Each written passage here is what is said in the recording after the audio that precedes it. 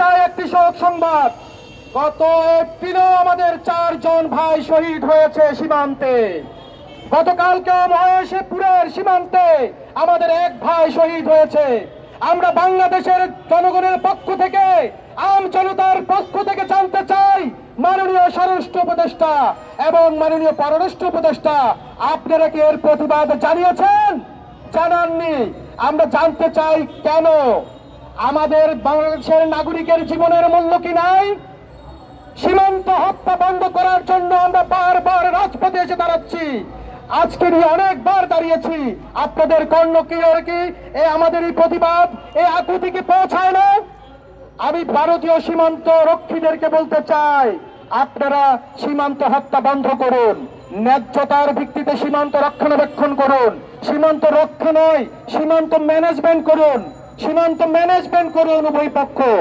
আমরা এ পর্যন্ত আমাদের যত বাংলাদেশি নাগরিককে হত্যা করেছেন তার সুষ্ঠু তদন্ত দাবি করছি এবং প্রতিবাদ করছি। এবং আগামীতে আমাদের কোন ভাই, কোন বোন যদি কোন সীমান্তে আর নিহত হয়, তাহলে আমাদের বাংলাদেশের জনগণ আমরা আর চুপ থাকবো না। আমাদের প্রতিবাদের ভাষা হবে অন্যরকম।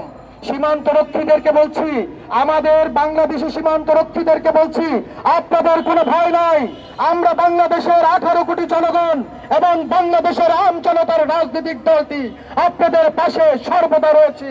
আপনারা ভয় পাবেন না।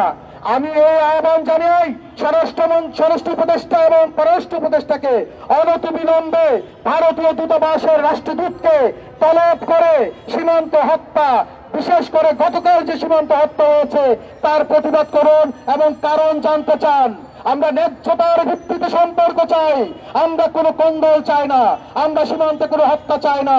ভারতীয় আগ্রাসনের বিরুদ্ধে বাংলাদেশের একটি মাত্র রাজনৈতিক শক্তি আমরা আম জনতা দলের পক্ষ থেকে আজকে আবারও আওয়াজ তুলছি।